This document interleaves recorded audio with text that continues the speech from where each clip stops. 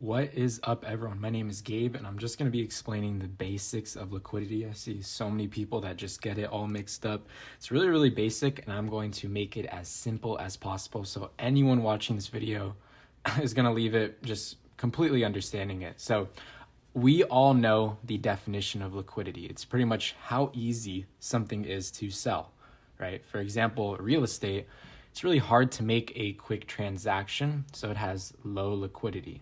If you own a home, you can't just sell it instantly. Now, if you have cash on the other hand, it's really easy to make a quick transaction, so it has high liquidity. But something that I see everyone, kind of mess up is everyone understands how liquidity can be different between different goods. I feel like we can all understand this slide, but moving it to one good, a lot of people pretty much just lose understanding. So this is what it looks like for a singular good. Imagine you had a t-shirt and you wanted to sell 50 of them at once.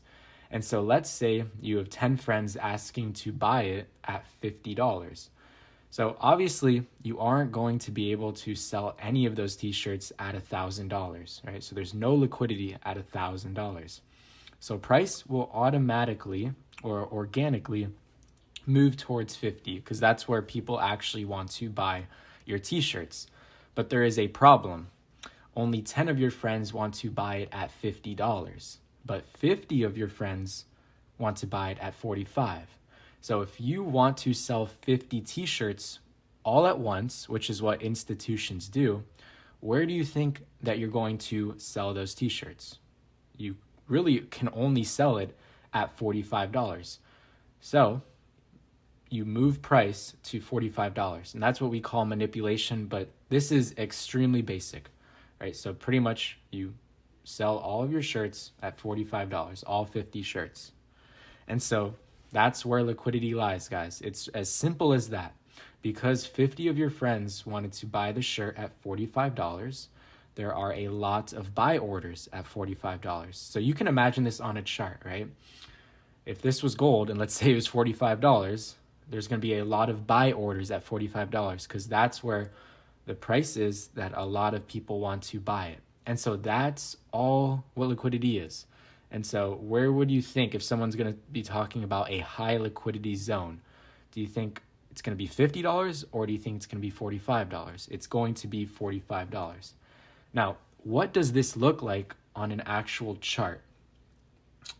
If you don't understand it, I would just rewatch those 3 minutes until you do. It's extremely, extremely basic. But another thing that gets people, mixed up is when this actually moves to a chart. So this is an exact trade that I took on Friday, and it has to do a lot with liquidity. I posted it on my story, my Instagram story, before I even took the trade. I'm someone who posts all my call outs pretty much for free. I just made an account on my Instagram story. But let's just break this down extremely, extremely simply. So this is the liquidity sweep, but I'm not even going to be talking about that. Let's just pretend that these are t-shirts again, right? So let's say that price goes down to here, and then we see price going back up. If you're someone who thinks price is bullish, which was the correct bias, where do you think that you're going to put your sell stop?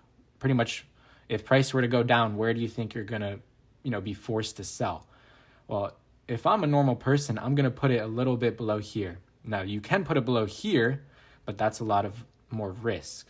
So let's say you put it right here. And then it happens again, right? Price goes down here, goes all the way down to here and comes back up. When it's going back up, where do you think people are going to put their sell stops?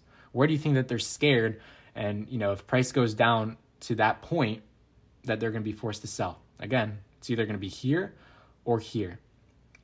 It happens one more time. It doesn't go up this much, so probably there's not going to be a lot of sell stops here. But then price goes all the way back down and it goes to here. And so now all of those people who had sell stops, who thought price was going to go up way more, they are forced to sell. And so this would be the $45 zone because institutions can put in a lot of buy orders right here because there's going to be a lot of sell stops from here, and from here.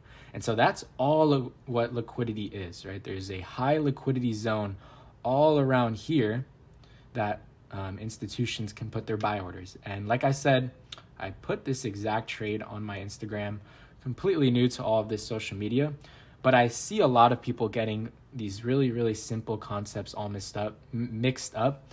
Now, I really hope that this video helped you. If you did, follow along, because I'm going to be posting a lot of just basics to begin with. I think it's going to help really anyone. If you're somewhat new to trading, you've been trading for around 6 months, I would just look out for them because, for example, I'm sure that if you don't fully understand liquidity, this video can really help you. So I hope you got some value out of this. If you did, let me know. And if not, let me know what type of video you want to see. Thank you and take care.